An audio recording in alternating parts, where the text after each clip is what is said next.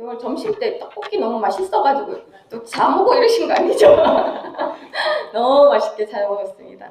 근데 찬양 들으면서 뭔가 이렇게 우리가 한 마음으로 이 찬양을 들으면서 정말 그 똑같은 마음으로 이 자리에서 그 찬양을 같이 부르지는 않아도 마음이 막 올라가는 그런 제 느낌만은 아니겠지요. 하여튼 그런 게 들어가지고 막 너무 사랑스러운 거 있잖아요.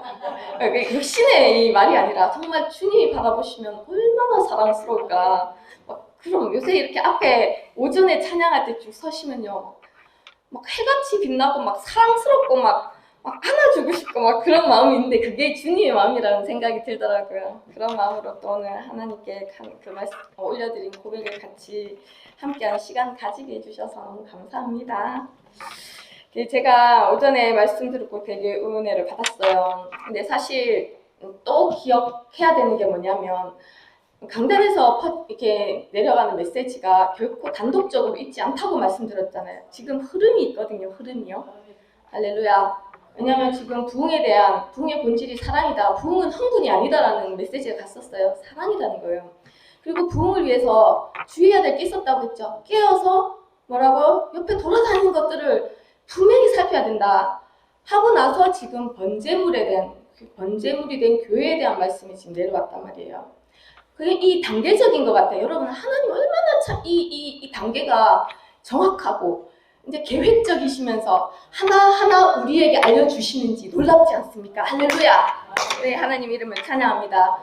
그런데 오전에 번제물 된 교회가 정확하게 구체적으로 무엇인가에 대해서 오늘 또 말씀이 선포되었잖아요. 사실은 들여다보면 뭐였냐면 지성소까지 가까이 나아가는 사랑 있잖아요. 하나님께 더 가까이 나아가는데 어떻더라고요? 이 부흥이 흥분이 아니라 하나님께 더 가까이 나아가는 깊은 사랑의 관계를 요구하시는 게 이 번제물된 교회였다. 이 말씀이었잖아요. 그러기 위해서 뭐라고요? 우리의 자아에 죽는 과정을 하나님이 허용하신다. 할렐루야. 그래서 중요한 용어가 나왔었어요. 순교자적인 삶. 순교로 우리가 죽는 것도 있지만 1차적으로 지금 당면한 하나님이 우리가 지금 삶 속에서 요구하는 것이 뭐였다고요? 순교자적인 삶이 어디까지 가게 한다고요? 지성소의 사랑까지 가까이 이끌고 가는 그 과정이라는 거예요. 그것이 바로 뭐라? 부흥이라는 거라는 거예요. 이것이 지금 단계적으로 여러분에게 하나님 메시지가 지금 쭉쭉 가고 있는 것 같거든요. 저는 우리 둘이 협의를 한 건 아니지만 목사님하고 본문은 하나님의 전략과 마귀의 관계라고 이제 정해서 이제 말씀드리고 났는데 그 과정에서 우리가 잊지 않아야 하는 것은 우리의 위치는 신부지만 군사라고 말씀드렸잖아요. 이거 양쪽에 균형이 있어야 되거든요. 하나님의 전략이 분명히 우리 가운데 있습니다. 머리시니까. 그러나 마귀의 관계도 분명히 있다. 근데 그 특징적인 거에 대해서 오늘 오전 말씀에 있었어요. 반복이 되는 부분이 있지만 한 번 더 정리하고 분명히 하고 우리 삶 가운데서 어떻게 적용을 하고 이 기억해서 이걸 이기고 나갈 것인가. 우리 이 둘 사이에 이 둘 사이에서 이렇게 왔다 갔다 하고 있거든요. 이제 그렇게 내용을 전하고자 합니다. 그런데 이제 그 전에 확인해야 될 것이 우리의 이 정체성에 대한 부분을 아가서 통해서 좀 확인하고 그 다음으로 넘어가도록 하겠습니다. 제가 찬양이 참 오늘도 이 장로님들이 찬양하셨지만 진짜 이 영혼에서 이 올라가는 찬양이 정말 진짜 우리 모두의 영혼을 막 흔들잖아요. 저희 지난번에 목사님이 젊은 찬양단 CCM 쪽인 것 같은데 그 레비스탕스 찬양단이 찬양이 참 20대인데도 너무나 괜찮더라 그래가지고 저희도 좀 찾아봤었거든요. 근데 그 찬양단 얘기를 하려는 게 아니고 요즘은 유튜브가 있어가지고 그 되게 20대인데도 뭔가 이게 있더라고요. 그 영성이 있더라고요. 그 뭔가 사람을 울리는 그게 있더라고요. 그 흥분이 아니라 여러분 이 흥분에 대해서 이제 아시겠죠? 감정적 흥분을 고양시키는 것이 아니라 그 깊이 있게 막 정말 하나님을 찬양하는 그게 이제 느껴지더라고요. 그런데 그때 이제 이 세상 험하고 그 찬양을 영어로 하는데 제가 지금 말씀드리려면 그 댓글이 있었어요. 댓글. 동시간에 우리도 보지만 많은 외국 사람들도 그 찬양을 영어로 하다 보니까 보더라고요. 그 댓글을 하나 달는데 그 댓글 얘기를 좀 할게요. 이제 어느 무슬림이 한 고백이었어요. 그러니까 우리처럼 같이 그 찬양을 듣고 은혜를 받고 이런 사람이었겠죠. 그런데 이렇게 고백을 하는 거예요. 되게 간단해요. 나는 무슬림 가정에서 태어났다는 거예요. 이게 어떤 의미인지 아시죠? 무슬림 가정에서 태어났다. 그런데 지금 내 마음에는 진짜 예수 그리스도를 향한 그 사랑이 그냥 큰 게 아니라 엄청나게 크다라고 표현한 단어를 썼거든. 그러니까 그 사랑이 주체 안 될 정도 큰 그 사랑이 내가 무슬림 가정에서 태어났는데 그 과정은 우리가 모르지만 그 어떤 하나님의 역사가 있었겠죠. 그죠? 무슬림 가정에서 하나님을 믿는다. 쉽지 않은 일이잖아요. 그러면서 이렇게 고백을 합니다. 내가 이 고백을 들으면서 와, 우리의 고백이다. 와, 신부의 고백이다. 지역을 떠나서 이 나라를 떠나서 초월해서 동일한 고백을 하는 사람들이 찬양을 들으면서 있구나. 뭐냐면 나는 무슬림 가정에서 태어났었지만 지금은 나는 크리스찬이라는 거예요. 여러분, 크리스찬의 의미를 아시죠? 하나님을 믿고 따르는 자예요. 엄밀하게 더 들어가면 나는 하나님께, 예수님께, 예수 그리스도에게 소속된 자입니다. 이것을 나는 자랑스럽게 지금 말할 수 있습니다. 여러분, 우리나라가 아니잖아요. 무슬림 가정에 태어난 그가 내가 크리스찬임을 자랑스럽게, 그 자랑스럽게 단어는 뭔지 아세요? 영어로 자존감을 얘기하는 거였어요. 엄청난 자존감으로 그 사랑을 가지고 나는 자랑스럽게 얘기할 수 있습니다. 하고 간단하게 썼었어요. 그리고 하나 더 있었어요. 그리고 하나님이 나도, 나 같은 사람도, 나도 사랑하신다는 거를 깨달은 거예요. 체험한 거예요. 그것을 나는 자랑스럽게 얘기할 수 있습니다. 여러분, 한 무슬림 가정에서 태어난 이 사람이 그것을 자랑스럽게 자존감을 가지고 내가 그분의 예수 그리스도에게 소속되었으며 그분이 나를 나 같은 것도 사랑하는 나는 사랑받는 자임을 내가 지금 알고 있습니다. 그리고 나는 이 자존감을 가지고 자랑스럽게 얘기할 수 있습니다. 이걸 딱 보는데 감동이 확 밀려오더라고요. 하나님을 진짜 만난 신부라면 나올 수 있는 고백이 이 두 가지구나. 내 소속이 누구인지, 그분이 나를 얼마나 나 같은 것도 얼마나 사랑하는지, 오전의 아론처럼 나도 사랑하는 그 사랑을 나는 사랑스럽게 얘기할 수 있습니다. 할렐루야.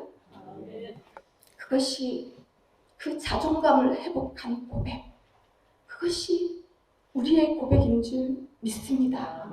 그래서 우리 본향은 하늘에 있는데 그때 가면 이분이 누군지 이름은 모르지만 우리 만날 거예요. 그죠? 같은 고백을 하는 사람들. 그러면서 참 하나님이 우리에게 바라는 것은 이것이구나. 그래서 나는 하나님 너무 사랑합니다 라고 고백하는, 복잡지 않더라고요. 그래서 이것을 보면서 제가 무슨 생각이 나냐면 아가서가 참 어려운 부분도 있잖아요. 근데 아가서의 고백들이 그냥 문자가 아니에요. 아가서에 있는 그 표현들은 실제적으로 존재하는 구체적인 고백들인 거예요. 우리 한번 가서 볼까요? 아가서, 이 고백이 아가서에 있는 거 여러분 아십니다. 아가서 7장 10절.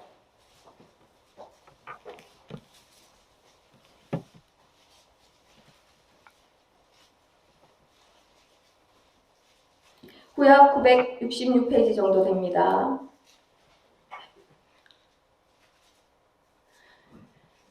여러분 어느 정도 아가서를 이렇게 처음부터 이렇게 좀 들었던 부분이 있긴 해요. 근데 일단 7장 10절을 같이 합독하도록 하겠습니다. 찾으셨으면, 나는 내 사랑하는 자에게 속하였도다. 그가 나를 사모하는구나. 여러분 여기 안에 다 들어있고, 내 사랑하는 자, 신랑에게 내가 속했구나. 진짜 이걸 깨닫는 거 있잖아요. 그가 나를 정말 사랑하는구나. 나를 정말 그가 사랑하고 갈망하는구나. 이 아가서에, 이거는 문자가 아닌 거예요. 살아있는 사람, 우리들이 이 아가서에 이 그려져 있는 이 모습이며 고백이며 우리의 고백이며 그의 고백이며 한 무슬림의 고백이며 우리는 이 고백을 하는 이들이 모여서 마침내 본향에서 함께 할 거잖아요. 할렐루야.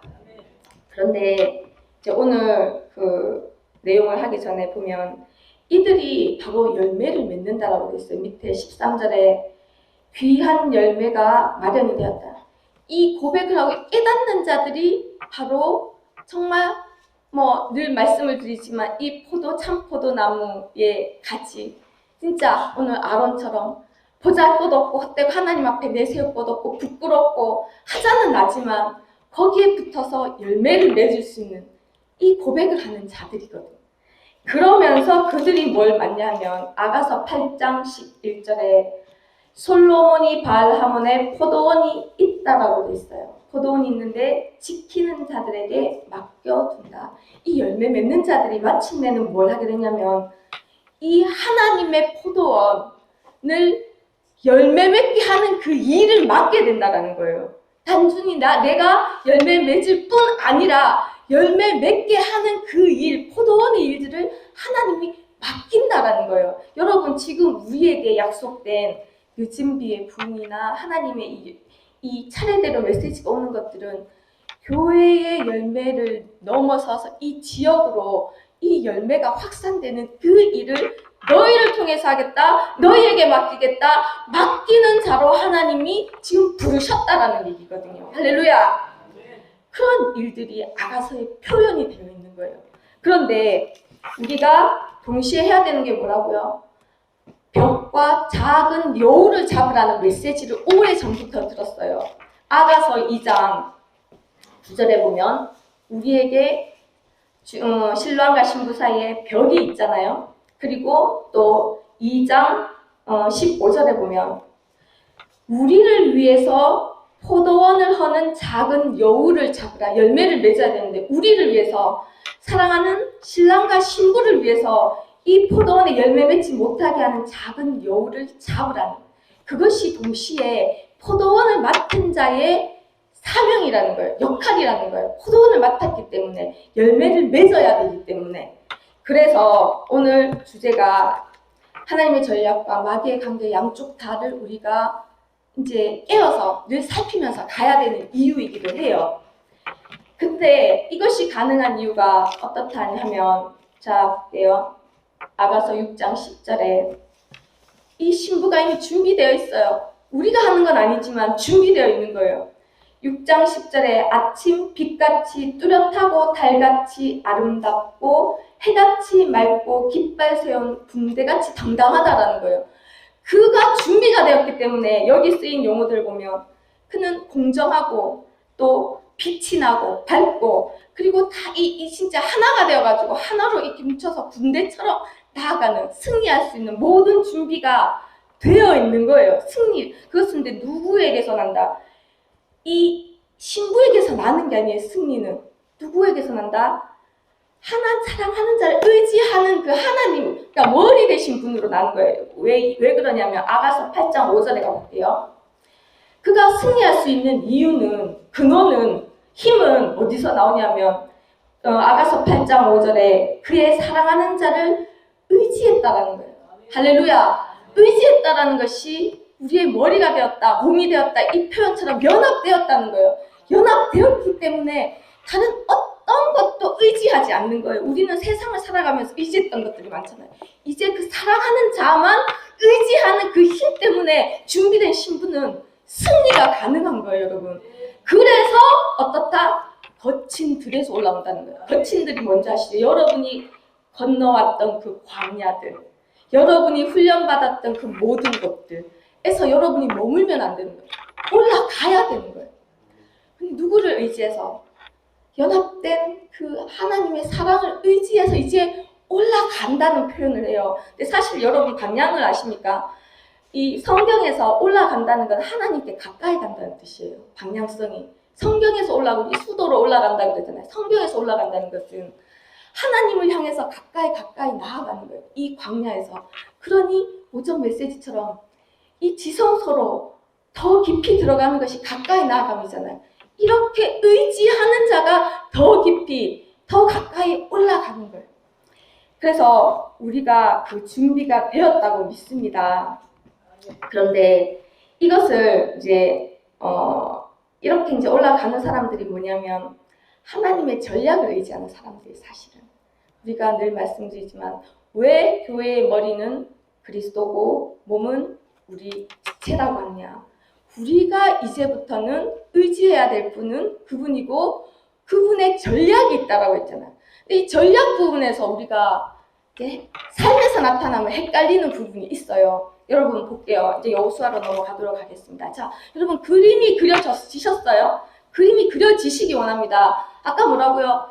나는 진실로 여러분 우리 한 사람 한 사람이 정말 자랑스럽게 자존감을 가지고 내가 행한 신앙적 행위가 아니라 그냥 나는 그리스도 안에 속한 자구나. 이거 하나로 정말 자존감을 가지고 고백할 수 있는 우리가 되기 원합니다. 그리고 그분이 나를 사랑하시는구나. 나 같은 것 나도 사랑하시는구나. 를 고백하는 자랑스럽게 얘기할 수 있는 우리가 되기 원합니다. 그 머리가 전략을 가진 예수 그리스도이십니다. 자, 여호수아로 가보겠습니다. 제가 사실은 오늘 하려는 말씀은 딱 한 줄이에요. 어떻게 보면. 근데 예를 들어서 이제 말씀 보면서 찾아가도록 할게요. 오늘 여호수아 6장 부분 보셨죠? 여호수아랑 이스라엘은 그런 신부들이었거든요. 그들은 광야에서 훈련을 받았고 가나안 땅을 향해서 전진해서 나아갔어요. 그런데 아시잖아요. 여호수아 그러면 순종이잖아요. 무조건 순종. 이해되거나 말거나 순종. 여호수아와 이스라엘 민족이 가는 그 길은 엄청난 의미가 있습니다. 가나안 땅을 차지하는 그 일을 뚫고 나가는 일들이었어요. 광야에서 엄청난 훈련을 받았고 그런데 그들이 의지한 게 하나님밖에 없었거든요. 그것이 순종이라는 것이 사랑이 없으면 순종이 불가능한 것 같아요. 내가 나를 그렇게 사랑하는데 하나님을 순종할 수 있냐? 절대 없더라고요. 그렇게 강한 그들이 약속된 승리를 취하기 위해서 막 전진해 가잖아요. 그런데 하나님의 전략을 엿보기 위해서 오늘 본문 말씀을 정했거든요. 자, 오늘 보겠습니다. 6장 1절에 이제 드디어 초입입니다. 가나안 땅을 차지해야 됩니다. 뭐가 있다고요? 여리고 성이 있습니다. 너무 강합니다. 너무 강한 대상이었거든요.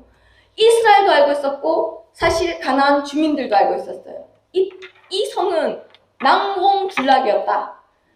사람의 힘으로 무너뜨릴 수 있는 성이 아니다. 그런데 하나님의 전략을 보면 그걸 살펴보기 원합니다. 먼저는 어떻게 했냐면 5장 여호수아 5장 1절에 보면 하나님 먼저 그들의 마음을 완전히 무력화시켜 놓았거든요. 읽어볼게요. 이들은 이제 가나안 땅의 모든 왕들이 여호와께서 요단물을 이스라엘 자손 앞에서 말리고 건너게 하셨음을 듣고 마음이 어떻다고요? 녹아버려. 그리고 정신을 잃었다가 뭐냐면은 싸울 어떤 의지나 있던 이 마음의 힘 같은 것이 완전 무력화된 상태. 그 상태로 미리 만들어 놓으셨다는 거예요. 뭐 하나로? 강 하나 걷는 걸로요. 그렇게 하신 다음에 여리고 성 앞에 서게 됐을 때 여리고는 두려운 마음으로 이들을 맞이하는 거예요. 어떤 긴장감이 느껴지잖아요. 왜? 여리고는 굳게 닫혀 있습니다. 출입하는 자가 없어요. 들어오고 나온 자가. 그런 가운데 있을 때 하나님께서 말씀하십니다. 2절에 여호와께서 여호수아에게 이르되 봐라 내가 여리고와 그 왕과 용사들을 네 손에 줬다라고 이미 말씀하시는 거예요. 내가 이미 넘겨줬다. 그러면서 뭘 하라고 하냐면 그 내용을 아시죠? 성을 돌라는 거예요. 성. 여러분 이거 그냥 뭐 복잡게 말씀 생각 안 해도요. 난공불락의 성을 주시겠다면서 전략을 주셨습니다. 지금 전략이에요. 그런데 성을 돌라는 거예요. 사람의 생각으로 이해가 되냐는 거예요. 오전에 아론에게 있었던 일처럼 하나님이 어떤 전략을 주셨는데 우리는 너무 익숙하지만 그때 당시에 수많은 200만 명이 넘는 백성들이 서서 저 여리고 성을 무너뜨리고 지나가야 가나안 땅을 차지하는데 주셨다는데 돌라고 하시는 거예요. 무기 하나 없이 싸움이라고 하는 것은 무기가 있어요. 무기를 주시든가 뭔가 어떤 힘으로 무너뜨리는 것이 아니라 사람이 생각하지 못한 방법 돌라고 하시는 거예요. 하나님이 정한 방법대로. 아시죠? 제사장과 또 법궤와 군사와 백성들이 하루에 한 번씩 돌다가 일곱째 날 7번을 돌고 너희가 5절에 큰 소리를 지르면 시도를 줬을 때 소리 외쳐 부르면 성벽이 무너져 내릴 것이다. 여러분, 우리가 그 현장에 있다고 칩시다. 과연 이것이 믿어지겠습니까? 성벽이 예를 들어서 하나님 말씀 주셨습니다. 저기 이제 땅밟기를 합니다. 여러분 가서 이제 한 번씩 6일을 돌고 7째 날 7번을 돌면서 나팔 불면 그 모든 건물이 무너져 내리면서 그게 우리 땅이 됩니다. 믿겨지십니까? 하나님의 전략은 상상 초월인 거예요. 이해되십니까? 이성으로 합리적으로 생각해 보세요. 그걸 들었다면 바보 같지 않아요? 진짜 이게 말이 되나? 이런 생각이 들 거예요. 근데 그거 우리 교회에도 있었어요. 여러분, 교회의 역사를 아시죠? 직접 참여한 사람도 있고요. 뒤에 참여해가지고 이 귀로 들은 사람도 있어요. 한 3분의 1 경험한 사람도 있고 온전히 다 경험한 사람도 있고 뒤에 와가지고 그냥 전체 내용을 들은 사람도 있지만 여러분 이 교회가 선 내용부터 세워지기까지 이 건축 성전까지 과정이 이해 안 되는 일투성이었습니다. 심지어 아주 단편적으로 교회 성전 옮기는 일조차도 심지어 제 기억이 나요. 컨테이너에서 출발했거든요. 그러면서 3층으로 이렇게 옮겨갔어요. 정말 말도 안 되는 가격으로 어느 날 갑자기 진짜 하루아침에 옮겨가더라고요. 여러분, 교회가 움직이는데 그래도 20명 넘었거든요.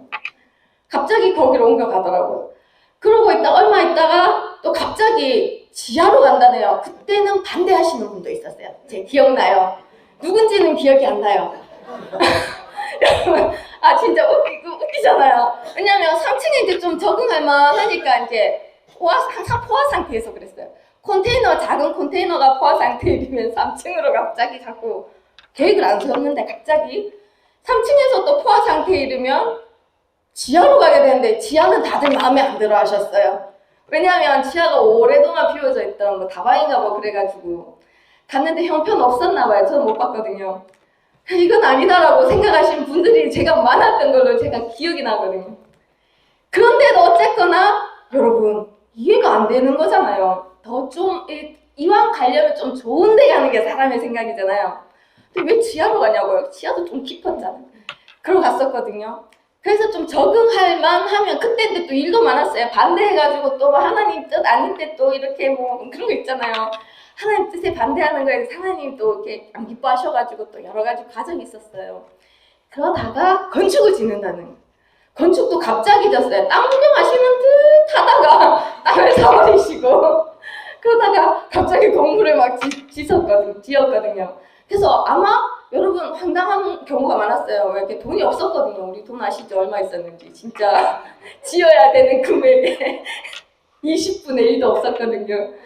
근데 그 하신 과정들이 하나님이 다 하셔가지고 사실은 이렇게 무리해서 되나? 저는 뭐 빚내가지고 교회 주는 건 아니라고 생각했어요. 그러니까 저는 이 하나님의 뜻을 이해하지 못한 사람들 중에 하나예요, 진짜. 그런데 지으시더라고요. 뭐 돈이 뭐라고 하시더라? 뭐 돈 어차피 없는데 뭐 5억이나 6억이나 똑같다 그러면서 땅 사시고 건물 지으시고. 근데 거기서 또 끝나지 않았어요. 근데 건물 또 지었어요. 기적적으로 지은 내용 아시죠? 그 돈도 없는데. 그리고 안강을 또 하시네요. 사실 밖에서는 교수님들이 이해를 못 하세요. 왜 저 또 안강을 짓나? 근데 이것이 과정이 이해가 돼서 오시지 않았더라고요. 앞선 분들. 이해가 돼서 시작도 안 됐고 이해가 돼서 이 과정을 겪어서 여기 오신 게 아니에요. 저는 항상 순종하는 마음으로 하신다고 해서 이해도 안 되는데 순종해서 가시는 분도 대단한데 뒤따라가는 우리도 참 믿음이 크도다라고 저는 말씀드리고 싶습니다. 근데 뭘 말씀드리냐면 하나님의 전략이 하나님의 생각은 사람의 생각보다 높다. 하나님의 길은 사람의 길보다 높다. 그 별거 아닌 이 건물 짓는 과정도 이해가 안 되더라고요. 사람의 생각으로, 합리적으로, 논리적으로는 가진 돈 안에서 움직여야죠. 맞잖아요? 그리고 뭐 어차피 가려면 뭐 그런 여러 가지 생각들이 있어요. 좀 이 상태가 좀 괜찮은 지하를 가든지 뭐 그런 여러 가지 생각들이 막 먼저 들어왔었어요. 그런데 하나님의 전략은 사람의 생각을 넘어서 버리는. 그런데 되게 웃기지 않습니까? 넘어섰으면 조금 더 고차원적이어야 되잖아요. 그런데 뭐라고요? 여리고를 돌라는 거예요. 도는 걸로 무너진다는 거예요. 도대체 누가 믿을까? 저 옛날 같았으면 이런 말도 안 되는 소리를 성경에서 왜 써여져 있을까? 근데 이제 걸어와 보니 오늘 찬양 고백처럼 언제나 선한 주님을 믿네 라는 이 고백처럼 이해되지 않고 차라리 이건 괜찮아요. 오전에 아론 말씀은 알죠? 오해하기 딱 좋은 과정들이었잖아요. 그렇지만 아론 안에 그 선한 주님을 믿는 그분의 사랑을 믿는 그 믿음이 있었다라고 했잖아요. 그랬기 때문에 여기까지 오시는 것 같아요. 다 뭐 이해 못했어요. 근데 그분을 신뢰하고 사랑하기 때문에 하나님이 인도하신 이 길이 아닌 것 같아도 비치는 것 같아도 그 길을 걸어오고 닳는 것 같아도 그 길을 걸어오게 하시는 이 하나님의 전략이라는 것을 여러분 이제부터 여러분이 기억하셔야 합니다. 할렐루야, 할렐루야, 할렐루야. 왜냐하면 앞선 분들이 감당해온 부분들이 있지만 지금은 뭐라고요? 두 분이 아니고 전체 교회가 이것을 같이 해서 가야 되는 것이 부흥입니다. 할렐루야. 그래서 여러분 삶에서 이해되지 않는 일들에 대해서 선한 하나님을 믿고 신뢰하며 가는 내 이해를 뛰어넘는 하나님의 방법, 그것이 전략의 구체적인 그 기준입니다. 여러분, 목사님이 전략 하시는데 우리의 이해를 요구하시지 않는 어떤 전략들이라는 거예요. 우리가 이해되지 않고 때로는 우리 자존심을 상하게 할 수 있는 전략일 수도 있어요. 우리를 낮추는 전략일 수도 있고. 그렇지만 그것이 뭐라고요? 하나님의 전략이라는 거예요. 그것에 순종하는 사람이 누구냐? 누굴까? 처음에 말씀드린 나는 그분에게 속한 사람입니다. 그분이 나 같은 것도 저 같은 것도 사랑한다고 알게 하시는 그분, 이해 다 되지 않아도 하나님의 전략이기 때문에 선한 것임을 믿고 가는 우리들 한 사람 한 사람이 준비되기 원합니다. 그 주님이 필요한 건 지금 그건 것 같아요.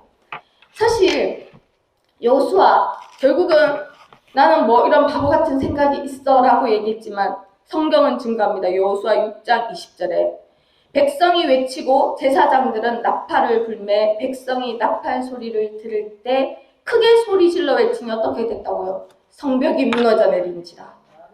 계단이 필요 없었어요. 사다리가 필요 없었어요. 안에서 무너져 내려가지고 그 돌을 디디고 들어가기만 하면 됐었거든요. 그들이 성에 들어가 그 성을 점령해. 일어났다라는 거예요. 여러분, 이 사건을 믿지 않는다면 어쩔 수 없지만 믿는다면 이것이 하나님의 전략이라는 거예요.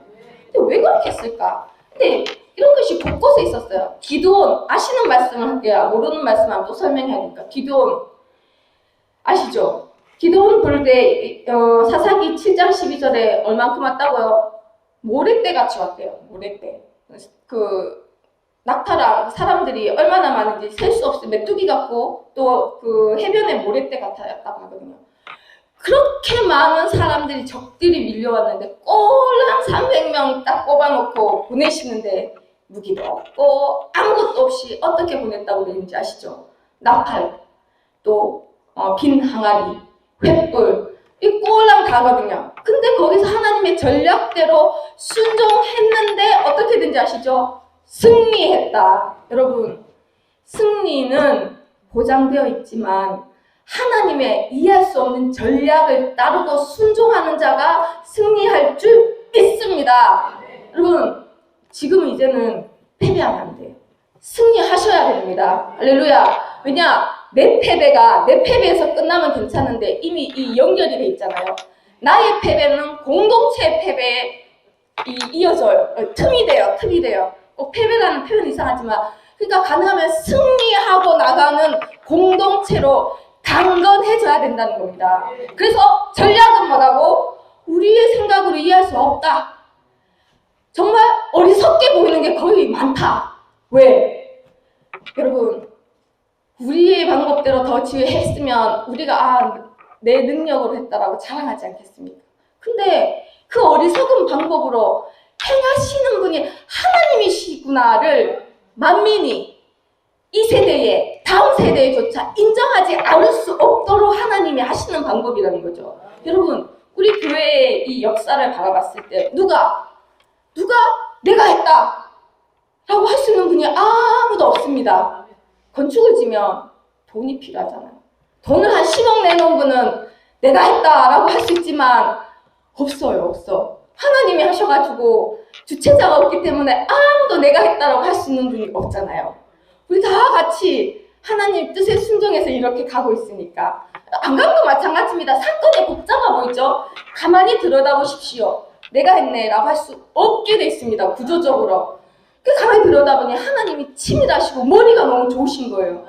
할렐루야. 그래서 여러분, 우리는 내가 했다라고 이 자랑할 틈을 노리시면 안 돼요. 하나님이 막 복잡게 하시더라도 줬다가 열어줬다가 뭐 이런 하시는 것 같지만 그 사람 갖고 노는 게 아닙니다. 내가 봤을 때는 우리 모두가 다 함께 한 거고 또 하나님이 하셨음을 나타내기 위한 하나님의 전략이라는 거예요. 전략에 대한 깊은 이해가 있어야 될 줄 믿습니다. 할렐루야. 얼마나 감사합니까? 그죠? 우리가 틈을 주면 우리가 내가 했네 그럴 텐데 틈을 안 주시잖아요. 사랑하는 하나님 너무 감사합니다. 그래서 이거를 기억했으면 합니다. 지금 시점에서는. 왜 이걸 얘기하냐? 여러분의 삶을 요구하십니다. 지금은. 여러분 대신 살아줄 수 있지가 않아요. 사역자들이. 삶의 현장에서 이제 이것을 기억하고 이기고 나오셔야 된다는 거예요. 할렐루야. 자, 그러면 이 전략이, 구약의 이 전략은 하나님이 그 이스라엘의 대적에게서 그들을 구했던 방법이었어요. 그죠? 이해 안 되죠? 이해 안 되시잖아요. 이해 되지 않잖아요. 그냥 이제 배웠을 뿐이지. 근데 냉정하게 생각해보면 이해 안 돼요. 어리석은 방법이에요. 이거보다 훨씬 더 나아야 돼요. 그죠? 맞잖아요. 근데 하나님이 하셨습니다 라고 할 수 있는 방법이에요. 그러면서 본격적으로 들어갑니다. 신약. 예수 그리스도 빼면 없잖아. 우리 예수 그리스도 빼면 우리는 여기 있을 이유가 없잖아요. 할렐루야. 그럼 이사야로 가야죠. 53장에 가면 하나님이 드디어 이 예표를 떠나서 예수 그리스도를 통해서 세상을 구원하겠다는 약속대로 구원하셨는데 이 방법 가만히 보세요. 이사야 53장 가볼게요. 우리 아시는 말씀이에요. 53장 10절에 가보겠습니다. 확인 차원에서 지금 합니다. 왜냐면 이제 우리 삶으로 가야 되기 때문에.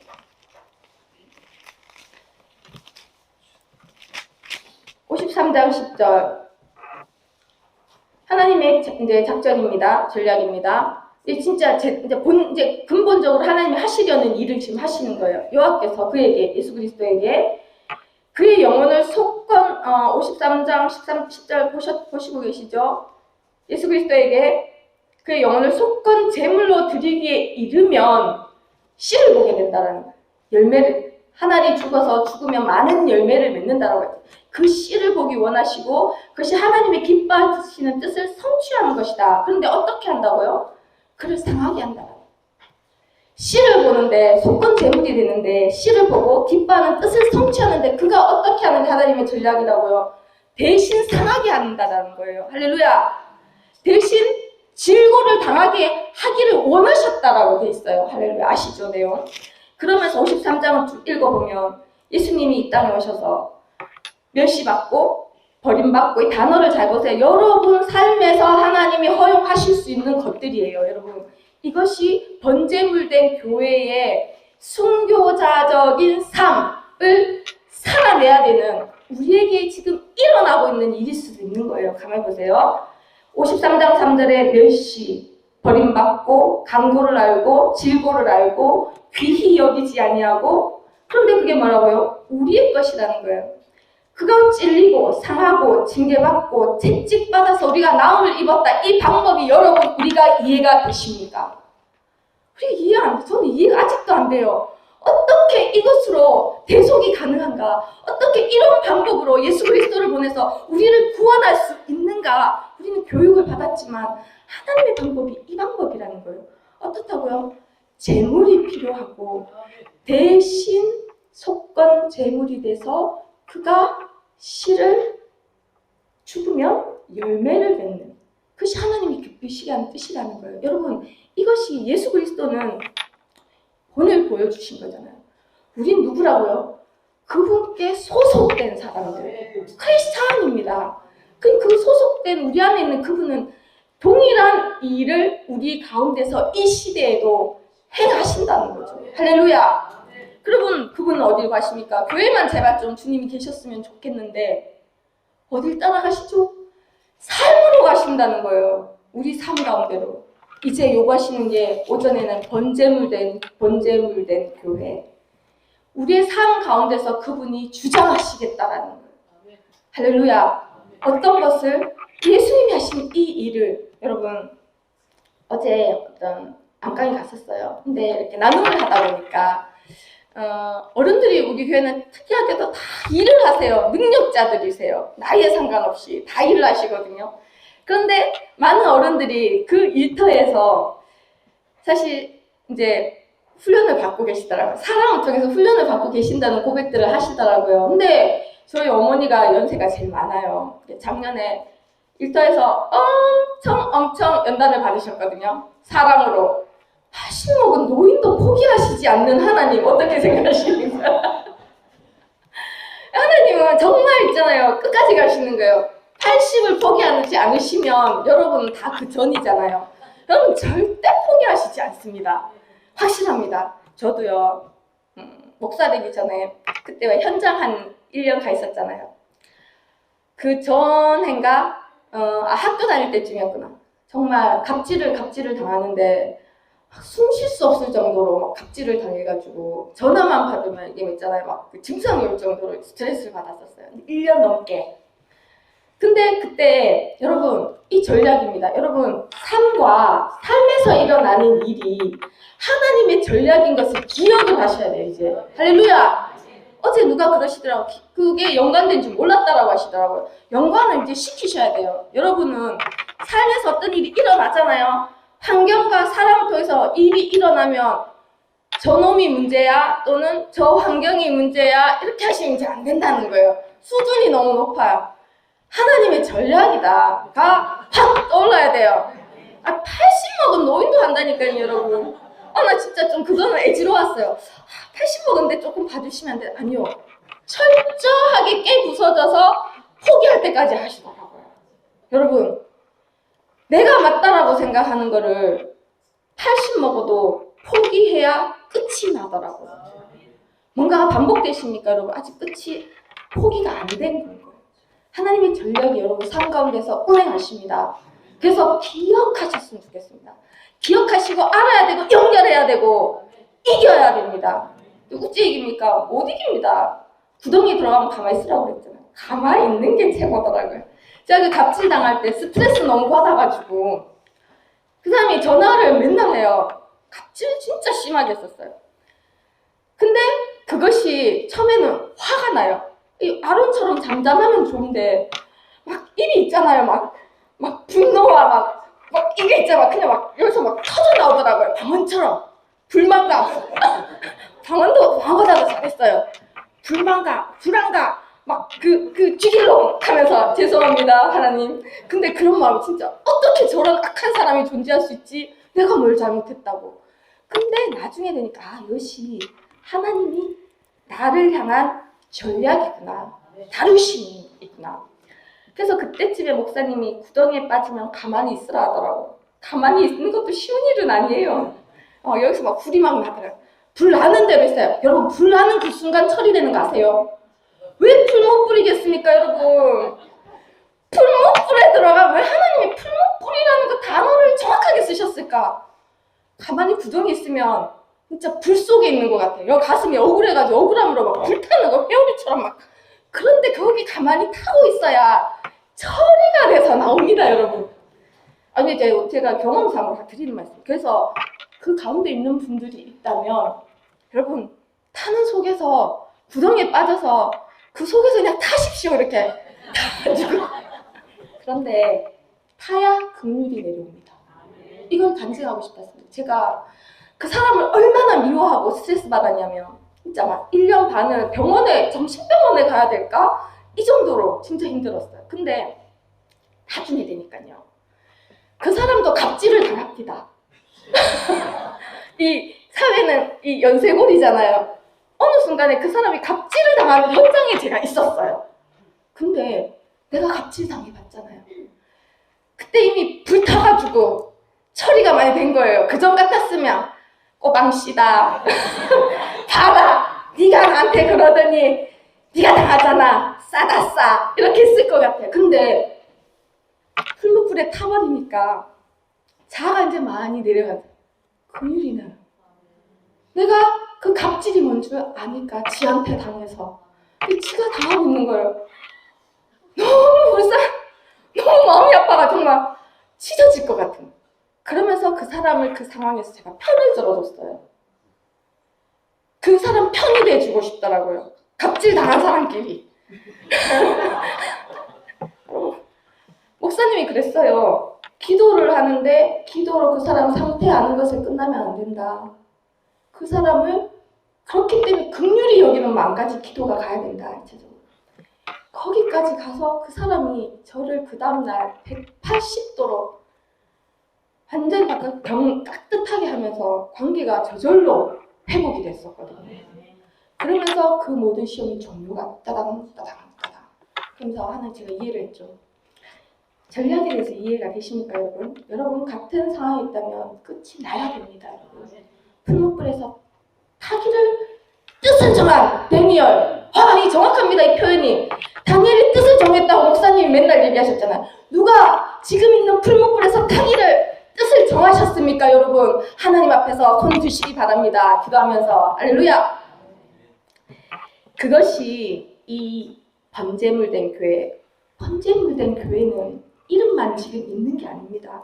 강단에서 선포되고 문 밖에 나가서 되돌아가는, 원래 자로 돌아가는 걸 하나님이 원하시는 게 아니고 지금은 진짜로 여러분의 삶으로 그 전략이 들어가서 뜻을 정한 다니엘처럼 여러분 타십시오. 타야 됩니다. 한 번만 타면 됩니다. 두 번 안 태웁니다. 한 번만 타면 돼요. 한 번만. 제가 약속드릴 수 있어요.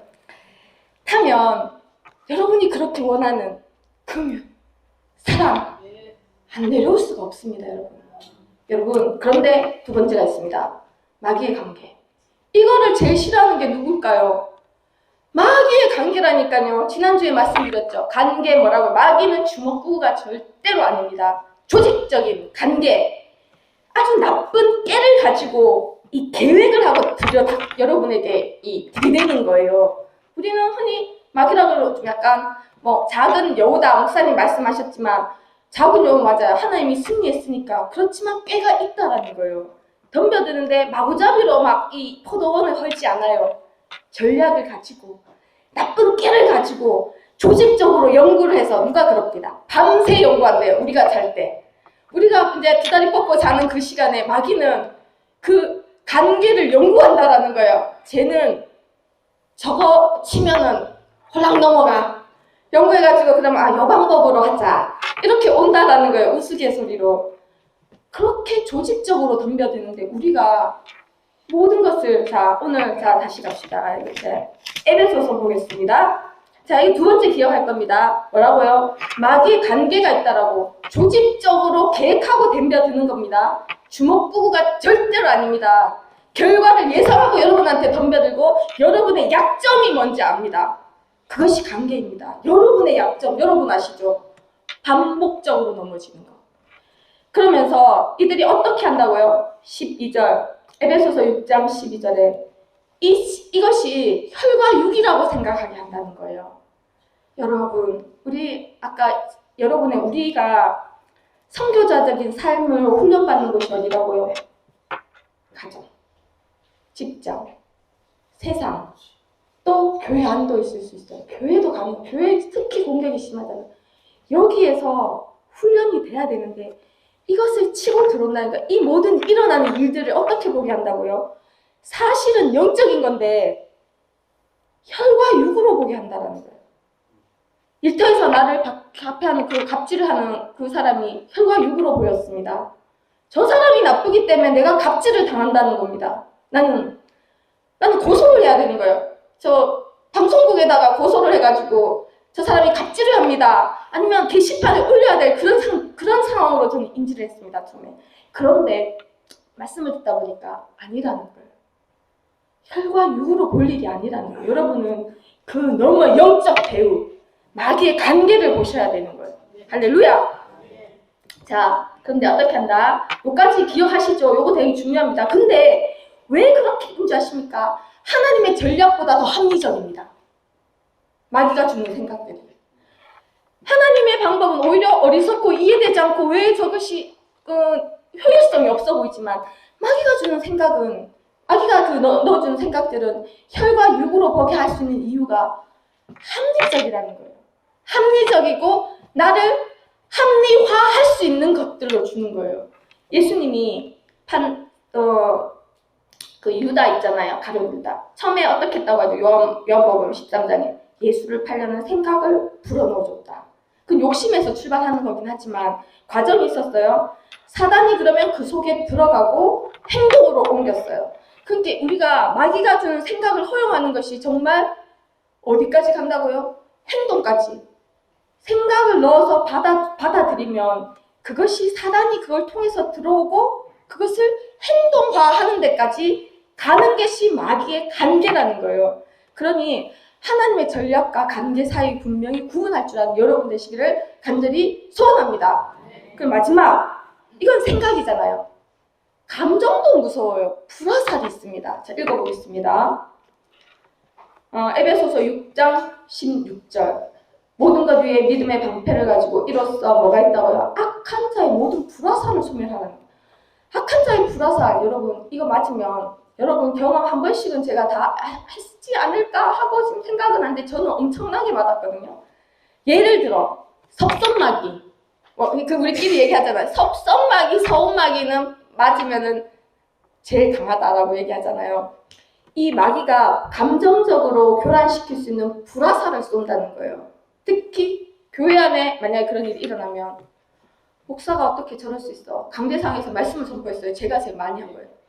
나를 보고 얘기하네. 나를 떡 집어가지고 저 말을 나를 노리고 저 말씀을 하네. 진짜요. 그래가지고 거의 시험을 한 정말 한 5분의 1은 그것 때문에 들어있었어요. 그 전 교회에서. 나는 알잖아요. 이게 성령이 운행하셔서 성령이 딱 이게 이제 칼처럼 이 속을 딱 뒤집으시는데 찌르면 아프잖아요. 목사님이 나를 알고 저거를 딱 말씀으로 나를 콱 찔러버리네. 그럼 이제 시험 되는 거예요. 이게 불화살입니다. 관계에서 두 성도가 얘기를 해요. 아니 저 사람이 어떻게 나한테 저럴 수 있어? 성도라면서. 아니면 나를 어떻게 하면 소외시킬 수 있지? 자기들끼리만 알고. 이런 거 있잖아요. 저런 말 할 수 있어? 무시하나? 이런 거 많아요. 제가 다 해본 거예요. 제가 다 해본 거여서 아는데 서운막 이 불화살이 있어요. 섭섭함의 불화살, 또 서운함의 불화살. 정통으로 맞으면 이게 풀무불이랑 기능이 좀 틀립니다. 아시죠? 불을 구분하셔야 돼요.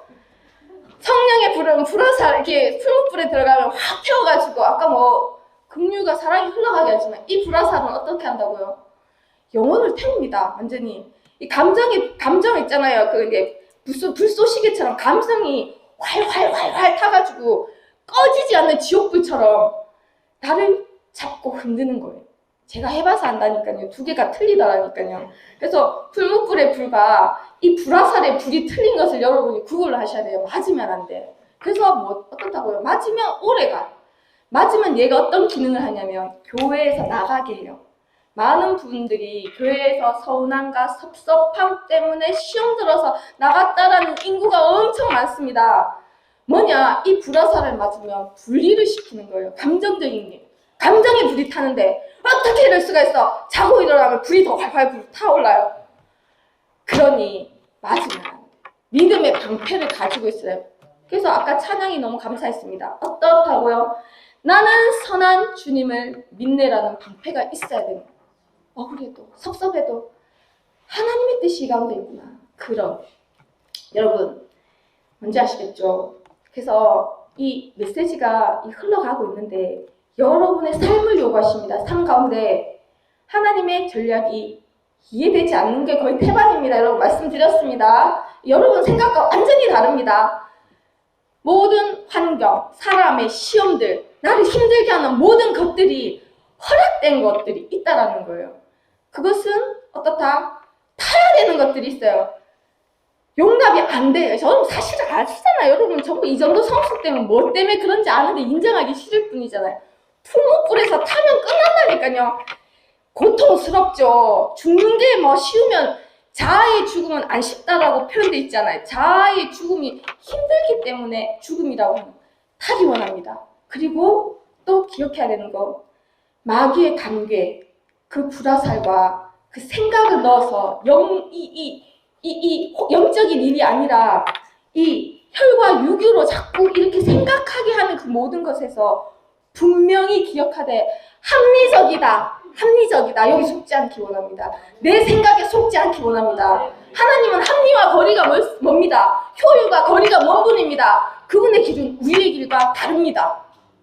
여러분 이것을 기억하면서 오늘 오전 말씀, 그 깊은 말씀, 지성소의 깊은 곳까지 가기 원하는 신부의 고백, 나는 그분께 속했습니다. 그분이 나도 사랑하십니다. 그 고백을 가지고 자랑스럽게 그 깊은 곳까지 나아가는 우리 교회들이 간절히 원합니다.